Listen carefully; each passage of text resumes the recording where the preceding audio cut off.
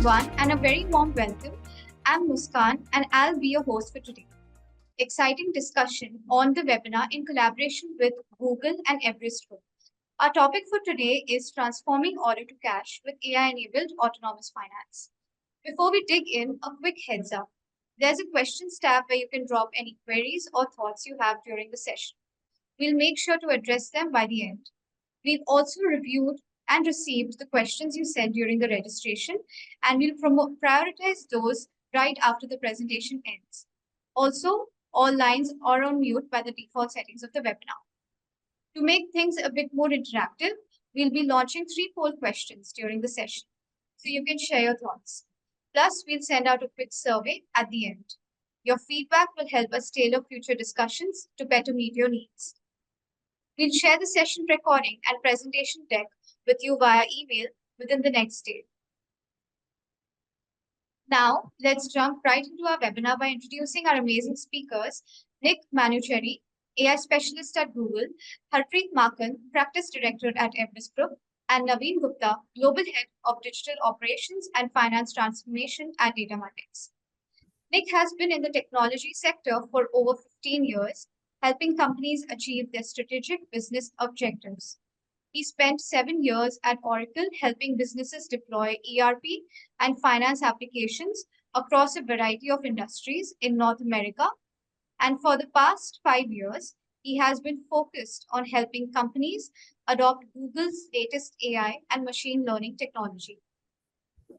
Harpreet is a practice director at Everest Group and focuses on research in finance and accounting, including outsourcing services, technologies transforming service delivery. She leads the F&A subscription offering and provides clients with custom strategic advisory support, including developing go-to-market strategies, thought leadership assets, competitive intelligence, mergers and acquisition, and other topics related to optimizing business process service delivery needs. Naveen has over 30 years of experience in operations and delivery, business consulting, and program management. Naveen is an industry leader in F&A transformation projects. His core strengths lie in delivery management, incubating new practices, and managing digital transformation. In the past, he was instrumental in building the ERP practice and Oracle, including Oracle and PeopleSoft in multiple organizations. A big thank you to Nick, Harpreet, and Naveen for being here with us today. Harpreet, over to you. Thanks, Muskan. Good morning, afternoon, evening, everyone. I'm thrilled to be here with all of you today for an insightful discussion. Given you all are finance leaders, I'm sure you would agree that it's an exciting time to be in finance. As we look ahead to 2025 and beyond, CFOs are no longer just stewards of the balance sheet. They are becoming strategic drivers of growth and transformation.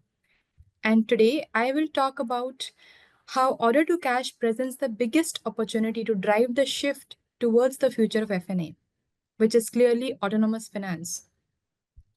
In the next few minutes, we will explore the evolving role of the CFO, how forward-thinking CFOs are leveraging AI to effectively reimagine O2C processes, and to build future-ready operations.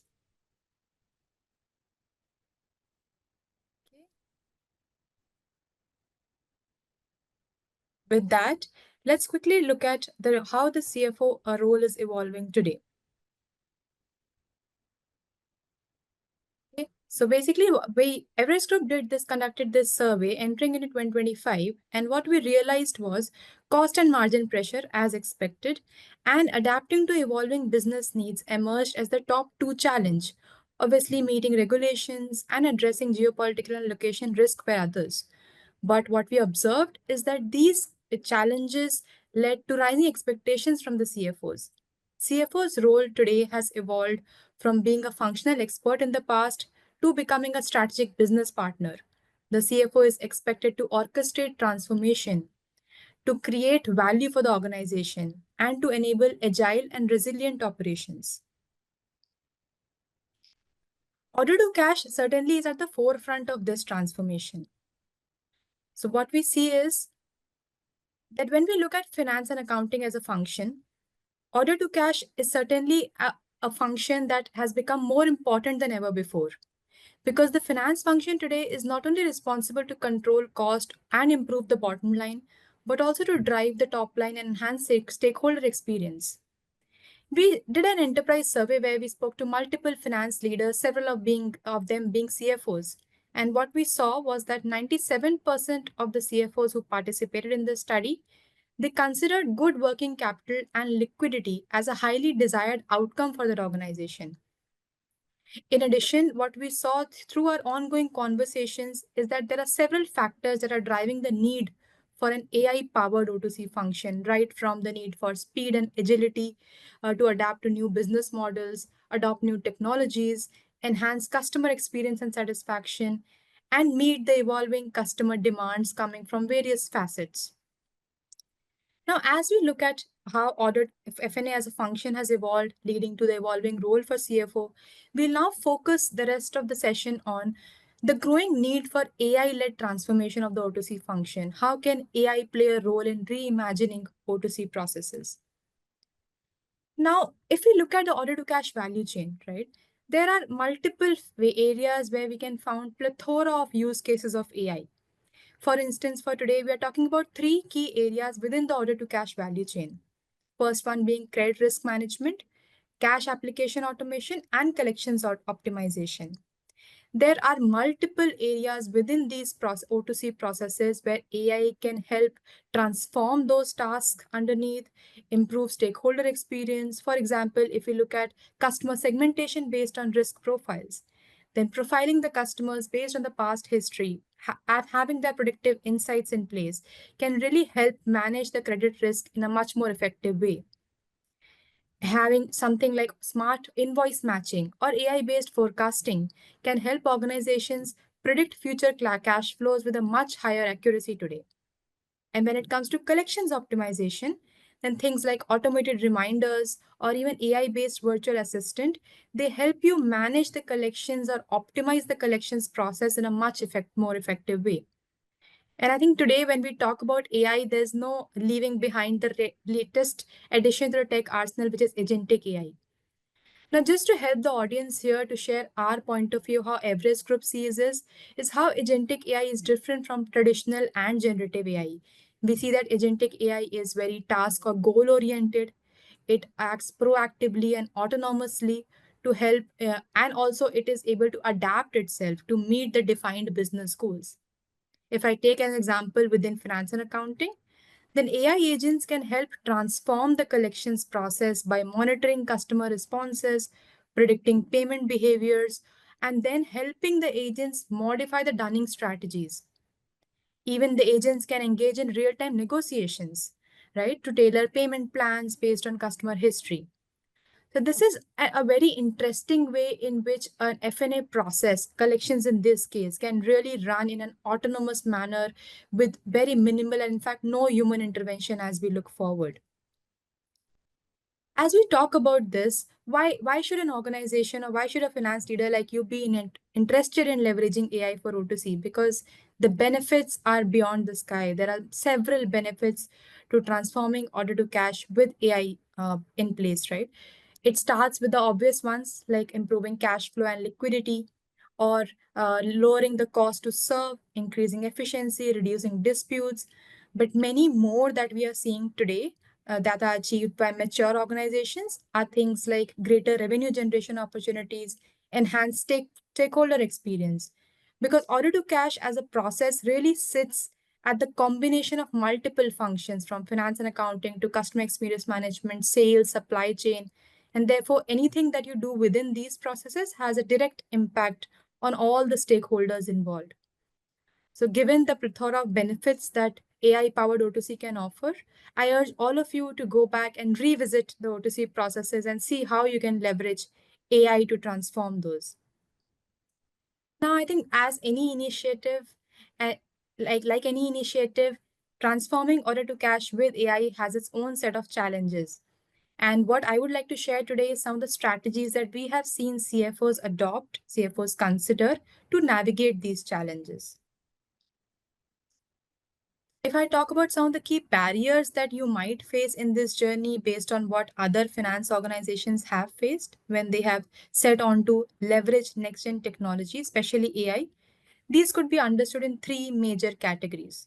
One is the organizational people barriers. I think that's the important one, right? Because it's not just about putting the tech in place. It's about the adoption and things like change resistance, lack of awareness or talent, limited collaboration between different functions, or no sponsorship or very limited support from the executive community.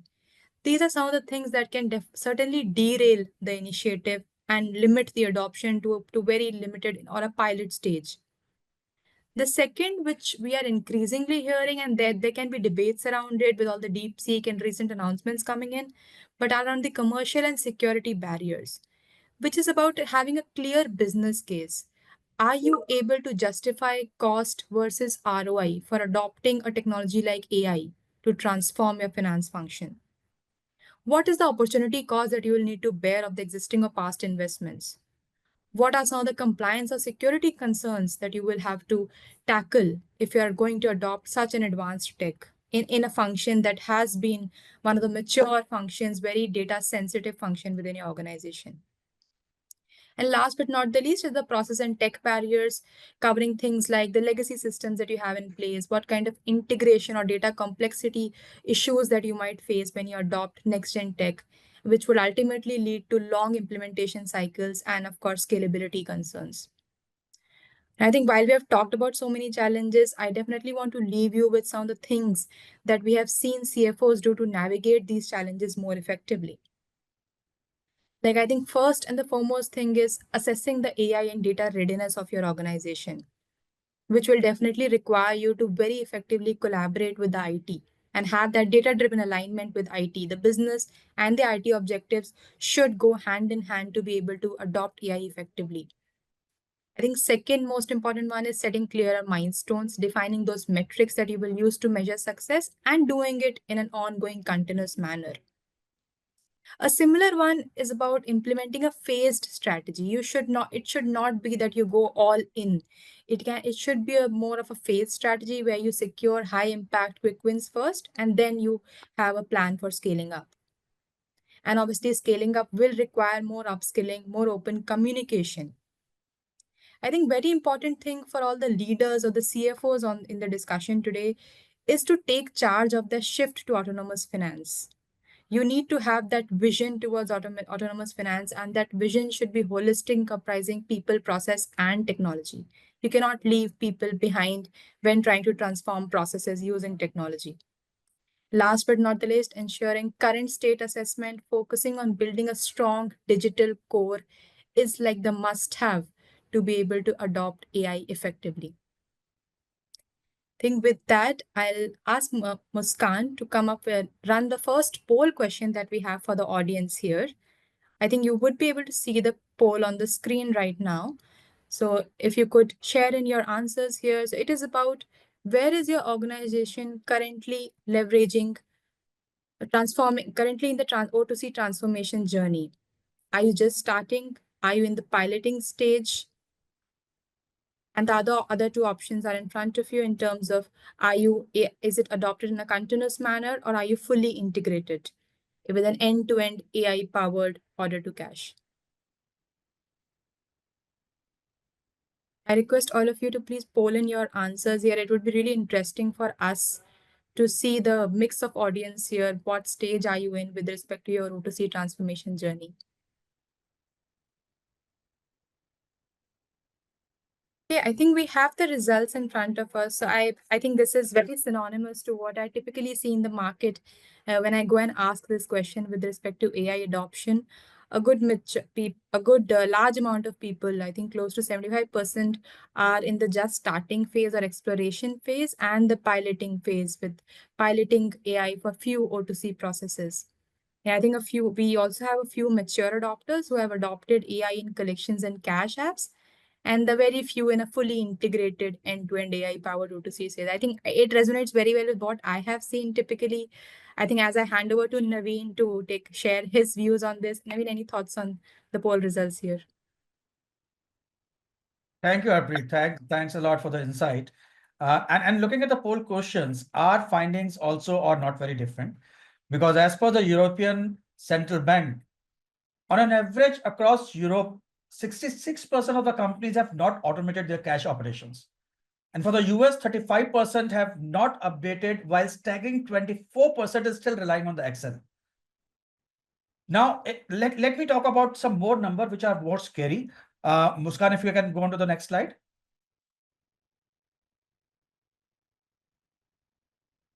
Now, if you look at, as you mentioned, Harpreet, rightly, the working capital is key to success for any CFO organization, which can accelerate the liquidity as well as aggressive market expansion.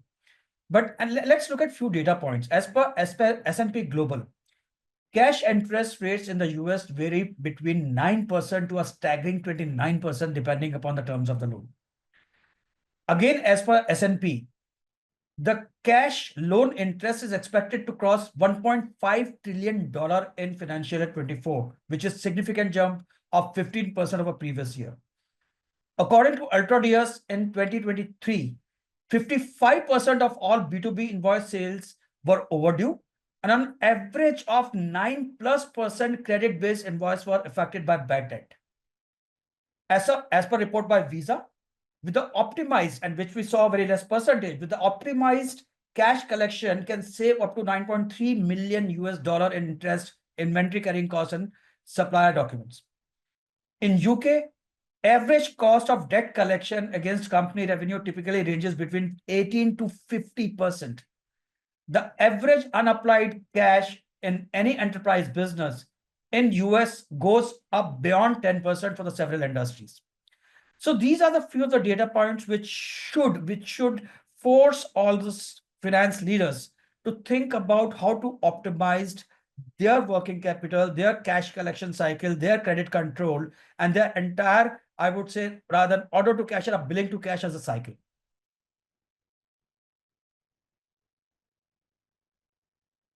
Now, if you look at the challenges today, for example, the real-time credit profiling and the credit scoring is not there. It may be 48 hours, 72 hours overdue, but with the help of generative AI as well as classic AI, you can have a real-time credit risk profiling, which can help you really block customer order, increase or decrease credit limit, and risk lower the exposure of the risk of the organization, as well as 40 to 50% faster credit approval, 50% reduction in the order blocks, as I mentioned earlier, and the lower bad debts write-off by to the tune of almost 40% due to proactive credit monitoring because of what technology offers today with the help of generative AI, as well as classic AI and the automation in the entire order to cash cycle. And similarly, cash application, as I mentioned earlier, so much of a huge unapplied cash, which is 10% and beyond.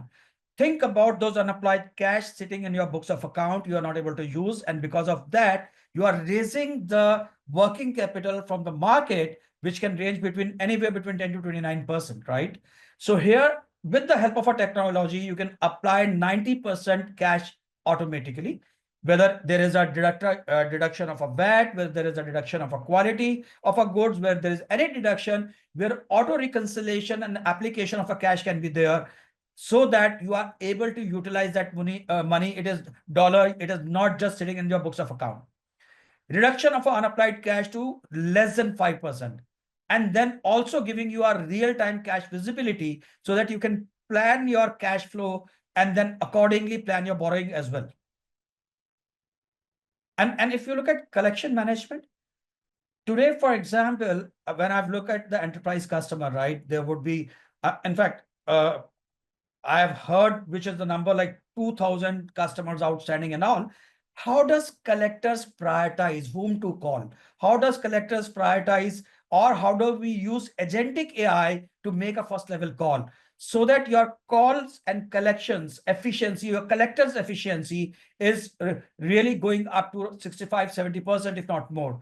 25 to 30% reduction in the daily sales outstanding, 35% improvement in collection effectiveness ratio, CER, which I was talking about, our collectors efficiency, and then 50% faster dispute resolution, right? You are just not going back and forth and doing dunning letters, as Harpreet was talking about. Automatic dunning letter is the way to collect, but it does not help the business, right? It creates the unpleasantness between customers and suppliers, and your customer and supplier are partner in the success and growth of the organization. So basically, in our O2C transformation value chain, right, one has to look at a maturity assessment. You conduct your own O2C maturity assessment, as people have rightly answered the poll question, and then define the target KPIs, what it is. Is it a DSO? Is it a AR turnover? Is it some percentage of auto matching or a recovery rate? Prioritizing the transformation area, whether it is a credit, collection, or cash application. Standardize and cleans the data. This is the most important thing. Clean data is very important, because your description, item description, many a times is not matching, and you're not able to really apply that cash which is lying in the system. Deploy modular AI solution, right? Break silos and unify credit, cash, and collection into just one application. Integrated end-to-end workflow, which can be integrated with your ERP, which is giving you a real-time visibility, as well as faster decision making, how to utilize your cash, whether to borrow or not to borrow, or borrow after 2 months. Monitor value realization and scale up. Promote a human plus AI model, right? Today, human alone would not be able to help the decision making for order to cash. You have to use the technology, which is artificial intelligence in our case. And change management is something which Harpreet also spoke about. This is the most important function for really graduating and transforming the O2C into a really artificial intelligence or GenAI based transformative order to cash cycle. Thanks, Naveen, for sharing the practitioner's perspective on how you are seeing this space evolve and what AI can really do. I think with that, we'll have the next poll question for the audience here. So what core processes in the O2C value chain are you prioritizing for AI implementation? And you may select multiple of these 3 processes. Also, as you do that, you may be in the exploratory stage or piloting stage. Feel free to select the options based on how you're thinking about it. What are the areas that you might want to start with? Naveen, what's your take on this before we see the poll results? Or maybe you want to keep the answer after you see the results? I don't want to bias. Let's people poll, and then I probably I'll answer. Sure.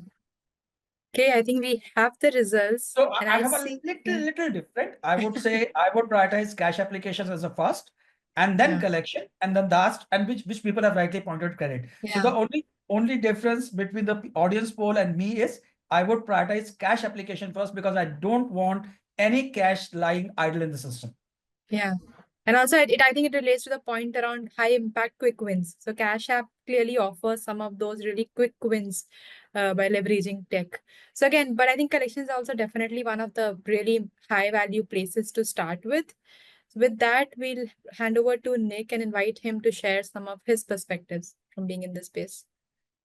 Awesome. Thank you, Harpreet. And great to meet everyone. Nick Manucherry. So I cover AI here at Google.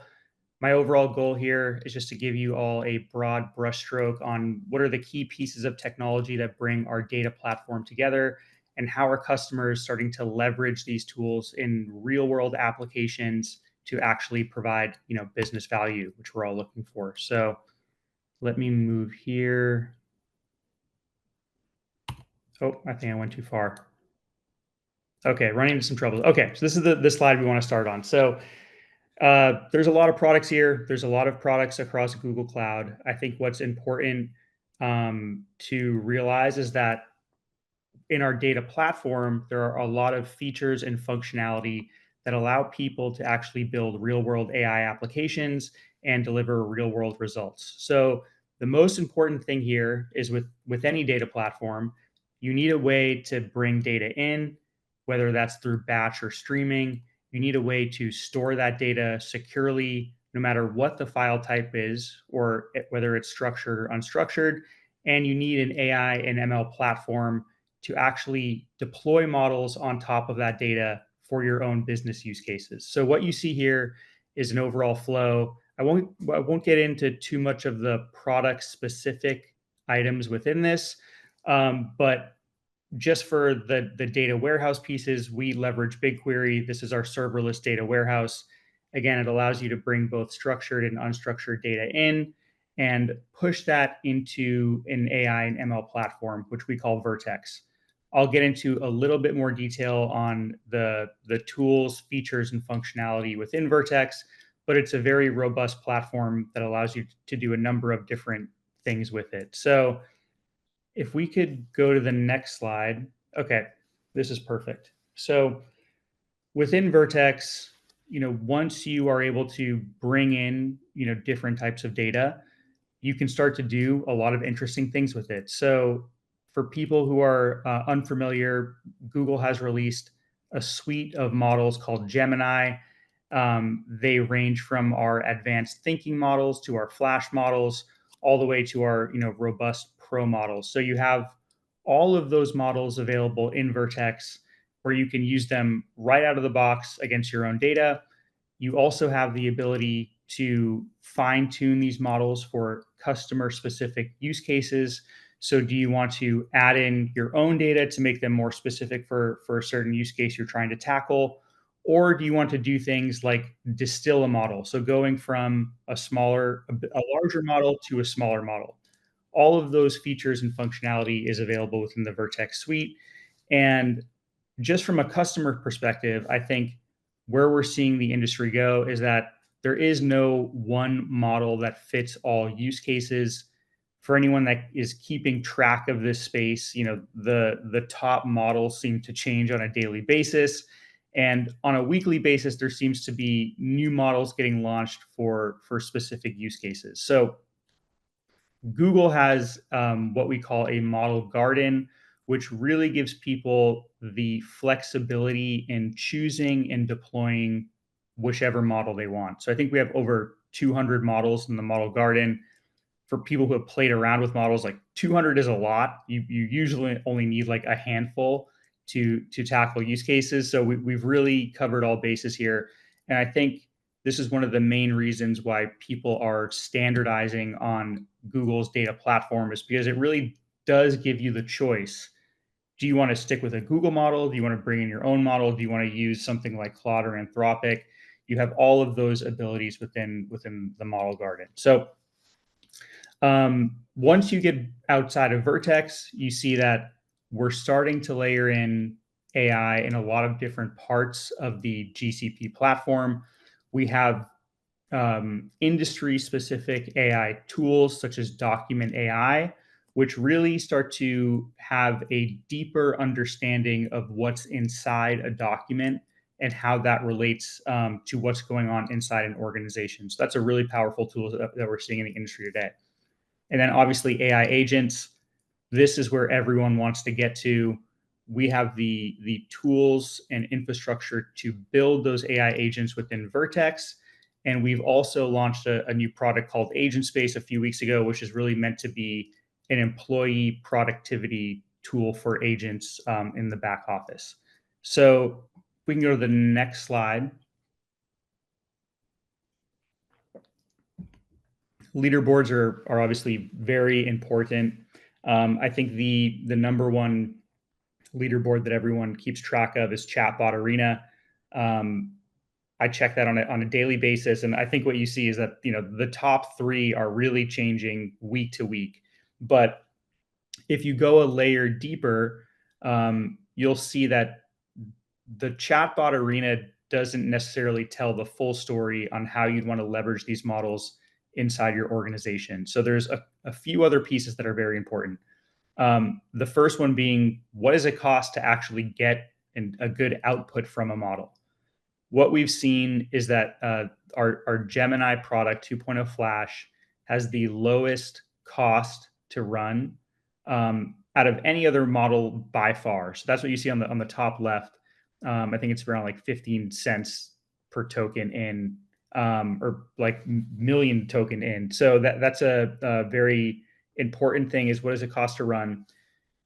What we hear finance folks talk about all the time when leveraging generative AI is hallucination rates. You don't want a model to hallucinate data and give you the wrong piece of information to make a decision on. We are very proud that the Gemini model family has the lowest hallucination rate out of any other model in the industry. So that one is tracked as well. And where is this all going? People are choosing to build on the Gemini suite over other models in the industry. And that's the chart all the way on the right. It's done by a company called Open Router. They track the API usage across all these different models. So you'll see there's really been, in the past month, and this is how quickly things are changing, a huge explosion in growth in people building on Gemini 2.0 Flash. So that's kind of like where things are for this particular week. I'm sure next week things will be changing again, but just wanted to give you all that update. If we could go to the next slide. I just want to bring it back home here. So I went through a lot of that really quickly, but as you can see, there are a lot of important pieces in making AI work. You don't just need one model that works. You need to have, the right data in and the right data out. That happens with the data platform. You need to have a suite of products and tools within the AI and ML space to make these models work for your use case. And you need to be able to deploy them inside your own environment, or build on top of this platform to deliver customer value. That's one of the reasons why we're so proud to be partnering with Datamatics. They are really leveraging the latest and greatest in this tool set, plus delivering their industry expertise to actually build specific solutions in finance that they can deliver. So we're very proud about that. I'll leave you with one customer use case on where all of this is going. So we chatted a lot about credit and risk management. There's a very popular use case from HSBC where they rebuilt their risk assessment pipeline on Vertex and a lot of these tools that you see here, and saw a 4x increase in suspicious activity found, and at the same time having a 60% decrease in false positives. So that's just in one iteration of doing things with a kind of like a state-of-the-art platform. They were trying to do all these things before and saw great results, but you can really start to see that exponential growth by leveraging some of these tools that you saw today. So hopefully that was helpful. Very broad stroke on the platform, but Harpreet and Naveen, this was my last slide, so maybe we can jump to the next section. Yeah. Thanks a lot, Nick. Yeah. And very, very rightly said. I think the right platform, the right tech is definitely the stepping stone to achieving that success in the long term. And as you share these deep technical insights on topics of discussion, I think it's time for the third poll question. And you could see the question on the screen. I think the question is around most significant challenge that you expect to face when adopting AI in order to cache. Is it lack of a clear strategy, or is it around the implementation technology, implementation complexity, data quality or integration issues, change resistance, meaning making the people ready and accepting to the technology, or the compliance and data privacy concerns? And Harpreet, after poll is done, I would like to hear your views on this also, that what is your right? Yeah. Sure, Naveen, absolutely. I think while people poll here, I just want to say that for me, lack of planning on this theme can really become an emergency. So I think it's a call to everyone in the audience here to explore ways, if they are not doing already, as to how can AI help to shape the future of order to cash.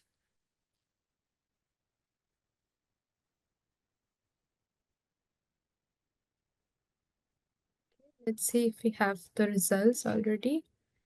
Yeah, I think we do. I think a lot of organizations see lack of a clear strategy and roadmap, followed by data quality and integration issues, and followed by probably what I would have picked as my first choice, is change resistance, and followed by some of the other things. I think when it comes to AI, data quality and integration issues also stands as among the top two, very, very close top one for me. But just quickly talking about the change resistance piece, and I think it is also a time to move to the panel discussion with these interesting poll results. So we'll now open the stage for the panel discussions between the speakers who are best placed to talk on this topic from the different sides of the coin. And through this discussion, we'll talk about a future that's arriving faster than we think. AI-powered transformation of order to cash. And in my experience as an industry analyst, I can say that as much as the technology is evolving, the real challenge lies in the adoption. And that's where the change management workforce readiness piece, which came out as the topmost in the poll question, came as one top three challenges in the poll question also. So it's about communicating a clear vision.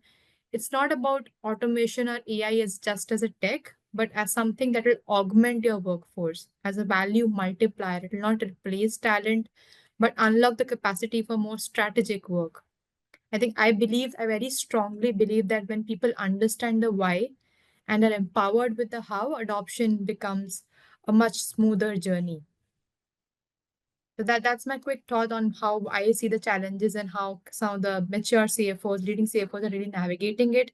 I open the stage for this discussion by posing the question to Naveen here on how does an AI-powered credit engine differ from a traditional credit assessment module? And what real business impact, Naveen, have you seen from implementing an AI-powered credit engine?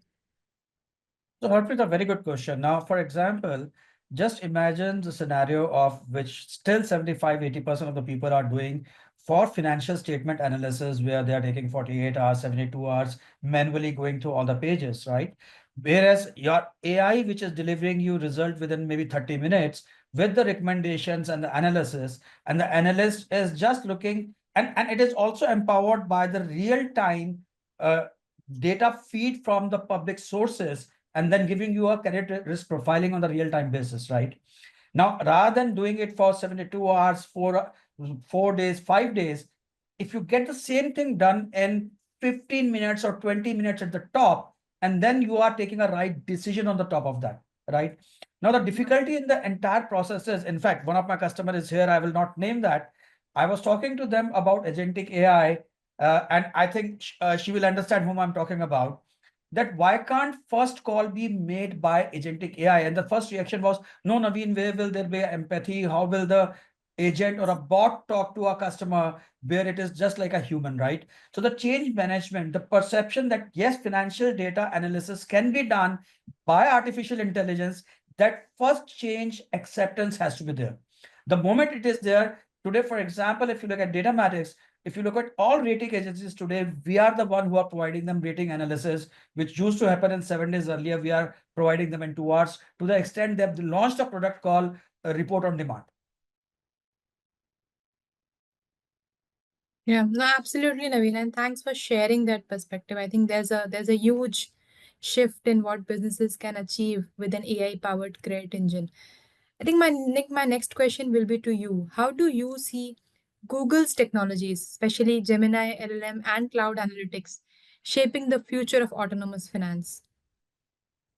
Yes, this is a really good question. I think kind of gets at the heart of where we see the industry going. So, the Gemini model suite, I think, is one piece of it. And I think with that, there's a lot of important things to consider when you're starting to get to autonomous finance. Things like the usability of the model, how much it hallucinates, what are the costs, are all important. I think where we're seeing a lot of things go is the amount of data you want to actually put into the models. This is around the context window. So, having a smaller context window is great for testing, but when you start to get into some of these real world applications, we're finding that the larger context window is a huge piece of the puzzle. And I think when we saw in the poll earlier, everyone's trying to get to this autonomous finance place, right? So that's kind of the end goal. And you need to have all the right, pieces in place to get there, whether that's the data foundations or the unified data layer, or, a platform to do AI and ML on. And then finally, like the models to make it all work. So I think it's a multi-staged approach. We're seeing a lot of these pieces come together to make it possible. But a lot of those core things, within things like the context window, seem to matter a lot right now. Yeah, and I think I also talked about that strong digital or data core. I think you're also touching on same aspect that organizations need to really invest in to be able to move closer to the vision for autonomous finance. I think very, very rightly said. Naveen, I think next question would be to you. Since you're very close to how enterprises are going about on this journey, we would like to understand what role does AI play in transforming collections? I know you touched on it briefly during your presentation, but can you share examples where it has significantly improved outcomes or customer experience specifically? So I'll just take an example of one of our customer who had a uh, daily outstanding. I'm not saying DSO, but daily outstanding of $670 million, right? And the only KPI CFO had was just to save 2 to 3% and add it to the bottom line. And that is where the entire collection system, when we made it, and it was totally built on Gemini Pro 1.5. And when we built it, and we were easily able to save because of a timely billing, correctness of the billing, no dispute, collection on time, $13 million on the daily basis, right? Which is huge. The moment you, because the initial project was to really reduce the operational cost, which was running with 1,000 people with 60% accuracy, to reduce it. But the entire KPI changed. Now the entire, over the period of last 6 months, the KPI changed from the forget our operation cost. Even if operation cost is going high, if we are able to add on 13 to $15 million daily on the daily basis to the bottom line, that's a winner. I think clearly, because bottom line ultimately speaks to the topmost challenge that I started today's presentation with the cost and margin pressures that organizations are really dealing with hard time today. So absolutely, I think that is a perfect example for the listeners and the attendees here to take back home. Nick, next question would be to you. I think you were talking about a data fabric and integrated data layer. So how when it comes to integrating AI across the order to cash stack, how important according to you is it to have a unified finance data fabric, and how can technologies like BigQuery or Vertex AI help in achieving that? Yeah, I think this question is kind of getting at the heart of, how do you actually have good outcomes? And I think the best way to have a good outcome is to really think about the data you're bringing in and the data that's going out all has to be accurate. If that pipeline, all of a sudden you have bad data in, well, you're going to have some bad results going out. So I think there's like a trickle down effect on how bad things can get. And I think that's why we really see people wanting to look at an overall platform on how to make these things work. You obviously need a secure data warehouse to store that data. You need an AI platform to achieve it. But the most important thing is making sure that data is usable, which then feeds into the models, which does a prediction, which gives you an answer. And if any piece of that chain is broken or doesn't have the right data, the end result is not going to be what you're looking for. So at least from Google's perspective, we feel like we have a lot of the pieces of technology to make that happen. So yeah, hopefully that answers the question. Yeah, I think no one here would want to amplify inefficiencies with AI or automation. So that's where the need for quality data comes in, right? Where you want to be able to train those models as effectively to the real world scenario as possible to be able to then achieve the outcomes that you expected. So yeah, absolutely agree. I think as a wrap up, one thing that I would like all of you to take away from this engaging session is that AI in finance is as much about smart technologies as it is about strategy execution. And therefore, in Everest Group research and conversations, what we have seen is that the organizations that successfully scale AI are the ones who treat it as business transformation and not just tech initiative. What they do differently is they align use cases with clear outcomes, well defined metrics. For example, in case of order to cash, it could be around improved working capital or better customer experience, reduced risk. And then they go and invest in cross functional ownership. They go beyond the finance silos or in terms of collaborating with IT. They're able to get that buy in from day one. And then data readiness, as Nick talked about, that is, I think, one of the another very important piece to solving this puzzle rightly. Last but not the least is the culture of experimentation, which will play a huge role. So in contrast, what we have seen is there are certain organizations who stall to go beyond pilots. They do not have a clear roadmap for scaling. They plan to they find it difficult to manage change across teams. And therefore, the winners in this space are certainly those who move fast. They stay focused on value and empower the people to grow with tech, not just around it. I think that's a key takeaway for me, at least through this discussion that we had today. I think with that, we can move to the audience. Just a sec, Harpreet, I would just like to Yeah. add that what is in the complete finance function, right? I totally understand the controls and the audit, which becomes the bottleneck in the mind of every finance leader, whether because we are talking about dollars, right? We are talking about our real hard dollars. And that is where I want to assure the audience over here, and Nick can also vouch for it, and you are already there, that all the controls can be built in by the way of a technology, the way humans are doing. So take that worry out of your mind that you will be actually you will be going beyond a compliance or risking or exposure to your finance because of the controls and the audit. Everything is very well documented as a policy between the AI and the technology, also how to build controls and make sure your risk and compliance is taken care of. Yeah, no, thanks, Naveen. Thanks for that call out. I think that's the topmost worry among majority of organizations as soon as they hear the word AI. And that too within the sense of autonomous, right? When there's no human in that loop. So that's a very important call out. Okay, I'm sure that the audience here would have some questions that you would like to get answers to. So feel free to use the Q&A tab and put in your questions, which we'll get to in the meanwhile.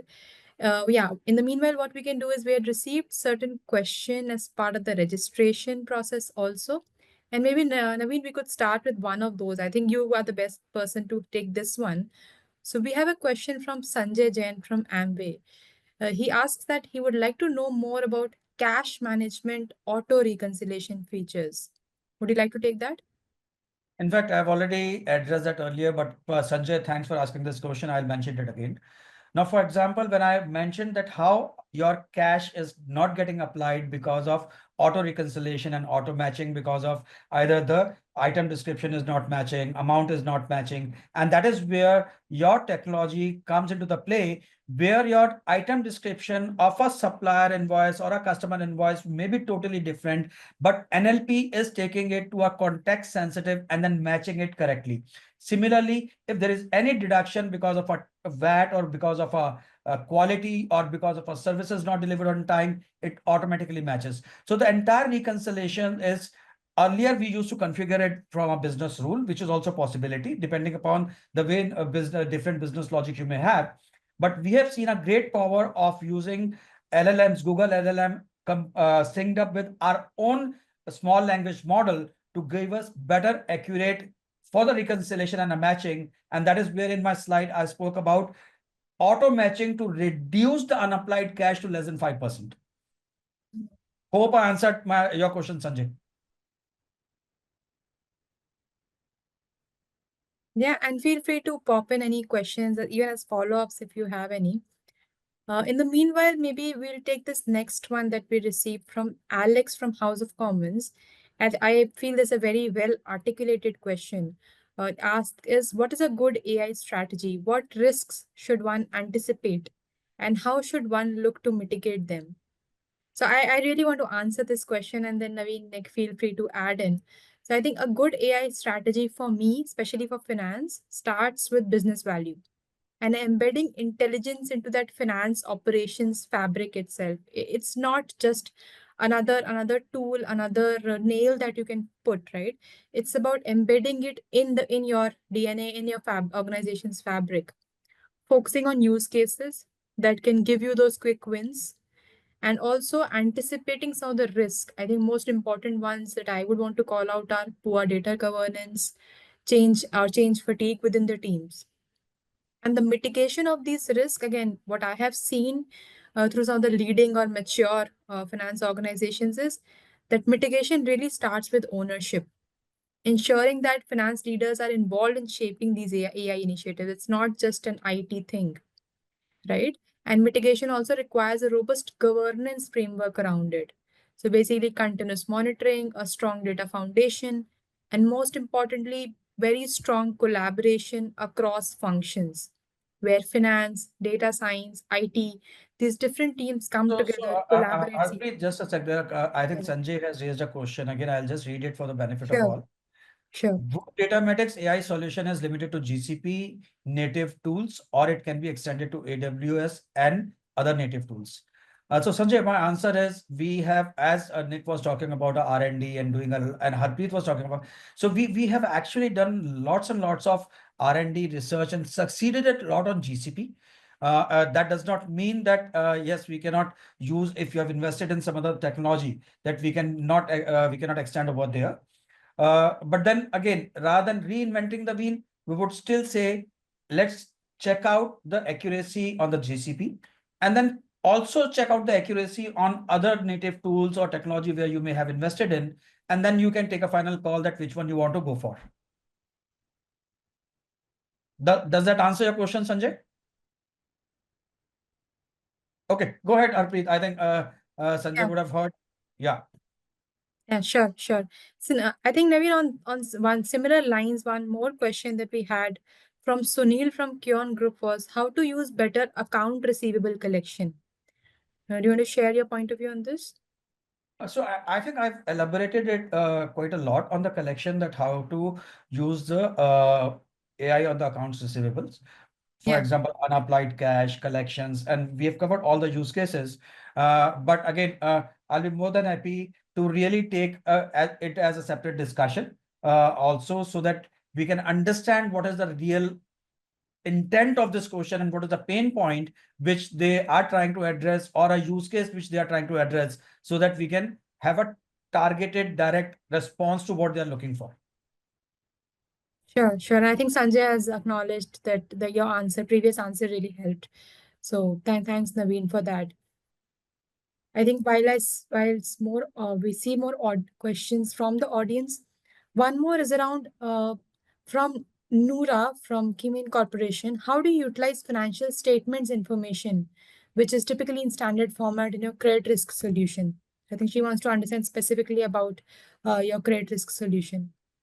So basically, Harpreet, what we are doing is, for example, your financial statement may be of 100, 200 pages and all, but we are actually going ahead and doing something like a collateral deal obligation, a large 700,000 page financial statement also. Our first target is to really extract data in a particular template where we want analysis to be done. And that is where we have achieved close to around 94, 95% accuracy, including reading from the notes to account and the provisions which are in the text format, which are not in the table, and the table which are nested to are going to the multiple pages, right? And that is where it is a solid product, which we can actually give a demo to Noora at any point of a time when she wants, to see for herself how the financial statement analysis and the recommendation and the summarization and the ratio analysis is getting done automatically by the system. And that's where analysts can then spend maybe a very little time to really come up with the final recommendation of whatever use case they are trying to find out from the financial statement, whether it is an investment, whether it is a credit, increase of a credit amount, or whatever use case it is. Yeah. And Naveen, we have another question from Tushar from the audience, and he's requesting for more insights on how AI can help in setting up credit limit assessment for stockist in real-time environment. Very good question, Tushar. And that is what I was talking about, our real-time credit profiling, right? From the stockist perspective, or from a supplier perspective, or from a distributor perspective, where and we'll be more than happy to schedule a demo for you, where you will see that how real-time. Let's say, for example, if I change something on the stockist side, or there is some public domain information which is changing from the stockist type, how on the real-time basis that risk profiling, that riskometer is what we call, is giving you the risk score for that stockist. Perfect, perfect. I think with that, I'll hand it over back to Muskan. So we can just check if we have any more questions at this point. Nothing from the audience, so directly. Thank you so much, Nick, Harpreet, and Naveen, for sharing your valuable insights with us today. Your expertise and collaboration have truly made this session enriching, and I'm sure our audience has walked away with some great perspective basis today's topic.